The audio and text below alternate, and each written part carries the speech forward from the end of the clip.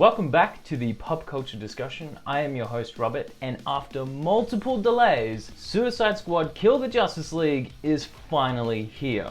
To say I was excited for this game is a gigantic understatement, as I literally bought my PlayStation 5 for this game when it was meant to be released back in 2023. So my expectations for this game were insanely high, even after it became the cool thing to hate on this game and say it was terrible and not worth the wait. Yes, I've seen other reviews, and yes, I've seen streams of people just purely hating everything this game has to offer, especially when it comes to the story. But I didn't get that memo, and honestly, I feel like I played a completely different game to everyone else. I know this is a smaller channel, so all the positive things I have to say about this game won't be heard anywhere near as much as all the negative people talking about it, but I had so much fun with this game, and I feel like I owe the game this positive review. No, this game isn't flawless, and it does have some issues, but does it deserve the insane amount of hate it's getting? No, not at all. Let me explain.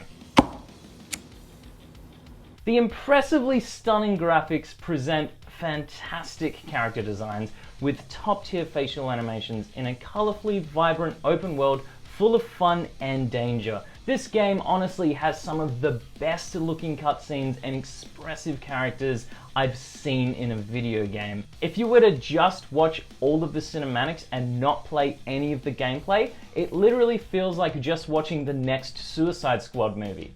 The creative and diverse use of colors really make the open world pop, both during the day and at night.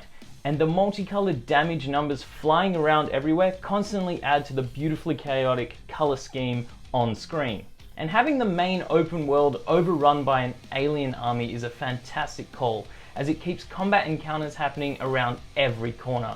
It's super rare not to constantly run into a fight while exploring this open world, which just keeps the combat flowing throughout the entire experience. Well, unless you just want to run past all the enemies with your super speed traversal, but we'll talk about that in a minute. The charmingly villainous main characters blend together brilliantly with hilariously charismatic chemistry, quippy dialogue, and goofy banter, performed from an incredible cast of fantastic voice performances. Not only are these main characters extremely entertaining in the cutscenes of the game, but it's just the natural chemistry they share in the open world, with the genuine dialogue crafting realistic friendships between them. None of the main crew start off as friends, but by the end of the game, they do genuinely feel a lot closer and like an actual friend group who enjoy each other's company because of the writing and the character arcs are done so well here for these characters. Each main character is also completely unique, with them all having huge likability but obvious flaws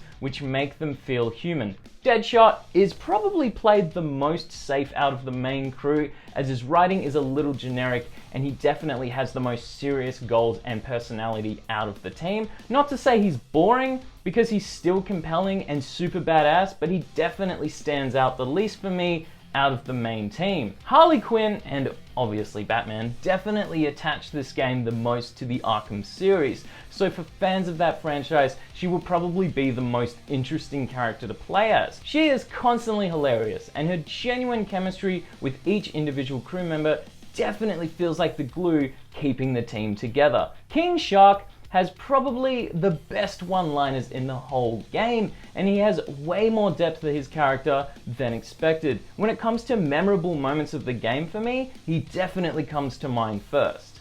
And as an Australian mate, I can honestly say Captain Boomerang is spot on accuracy when it comes to all of us down here.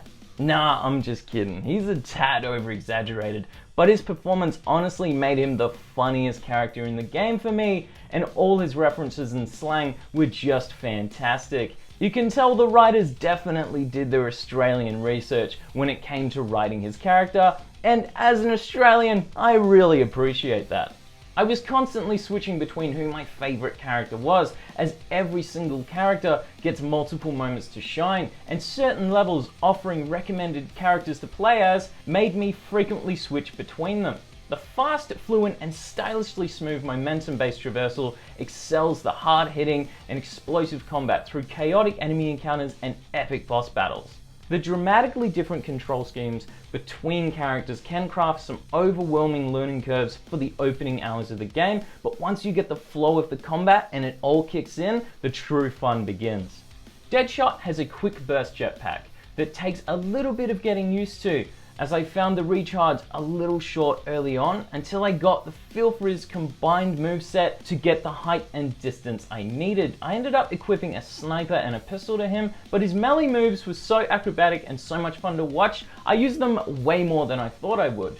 Harley Quinn has a stolen bat drone and a grappling gun she can use to shoot into buildings like Batman, or to swing on the drone to cover distance. I shot the grapple into buildings a lot more than using the drone, as I found the time between uses pretty inconsistent. I definitely found myself using melee attacks and grenades a lot more with Harley, although the heavy and light machine guns were super useful too. King Shark was easily my biggest surprise in this entire game, as going into the game, he was my least excited character to play as, but he ended up becoming my main. His traversal is by far the easiest and most fun to use for me, jumping around like the Hulk and also having 3 short jumping corrections available while in midair was just fantastic.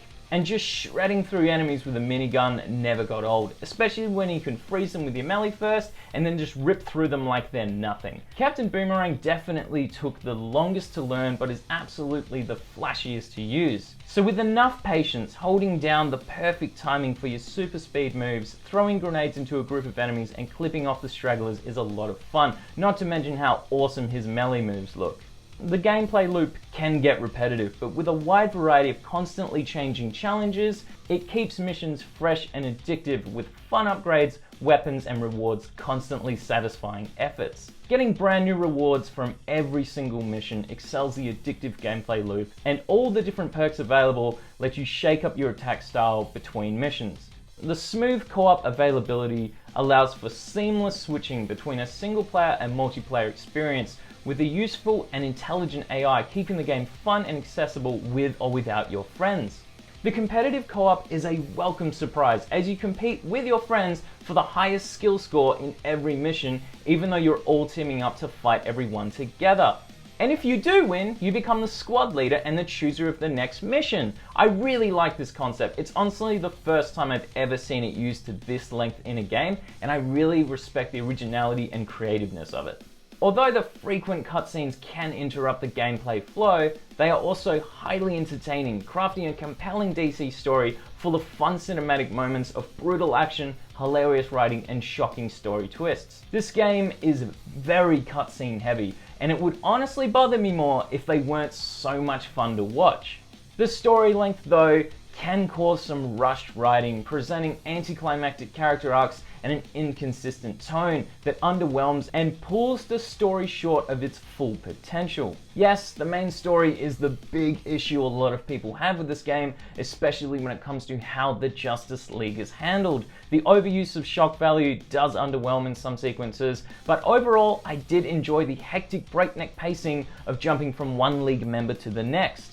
Not to mention how different and fun all of the boss battles against the League members are. And when it comes to how they handled a particular main Arkham character, yes, I will agree it was kind of upsetting, but people completely writing this game off because of it is just ridiculous. I also love the Arkham games, but I'm not letting one cutscene affect my complete enjoyment of this game.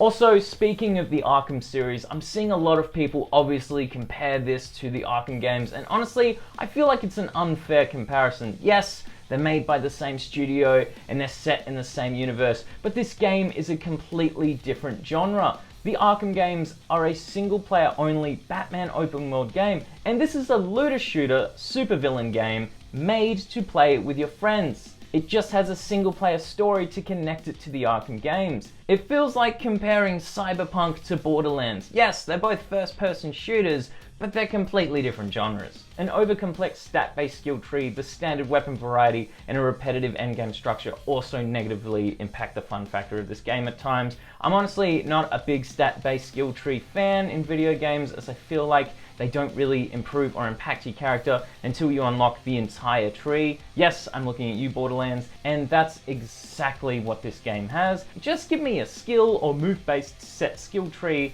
any day. I'm still working on maxing out each individual character, so until that happens, my opinion on the skill tree isn't great. And as much fun as unlocking the mission rewards for the first half of the game is, once your character is set up and you have a build that you're really happy with, you just end up upgrading the set that you have instead of being invested in the newer rewards. Although the mix of a single player style storytelling and a looter shooter multiplayer style gameplay might not be for everyone, this is still a frequently fun game to play, especially after you level up with the better skills and weapons. I know a lot of people are saying mixing a single player story with a multiplayer gameplay is a bad idea, Rocksteady, just pick one or the other. But I'm over here like, wow, I get a single player story that I can play with my multiplayer friends. That's 2 games in 1. What a score! In comparison, this game has the gameplay setup of Sunset Overdrive, the mission structure of Marvel's Avengers, and the weapon and skill trees of Borderlands 3. Yes, I know of these 3 games, Marvel's Avengers is the most hated, but this game is literally what I wish Marvel's Avengers was. It gets right so much of what that game got wrong. At the end of the day, I play video games to have fun, and the fun factor for me was honestly massive, as I couldn't put this game down from when I picked it up. So I'm giving Suicide Squad Kills the Justice League a 9 out of 10. I know, that's a crazy unpopular opinion, but that's what I do here, and that's what I thought of it. I don't mind feeling like I'm the only person supporting this game, because I had a blast playing it, and no one can take that joy away from me. And no, I wasn't given a free copy of the game, and I'm not getting paid by Rocksteady to say these nice things. If you had a positive experience playing this game, absolutely let me know down in the comments section below, and prove me wrong in feeling like the only person who has nice things to say about it. If you like unpopular opinions, absolutely feel free to subscribe to the channel because there are so many of them, and feel free to check out any of my other videos. Thank you for watching my review, and I will see you all in my next video.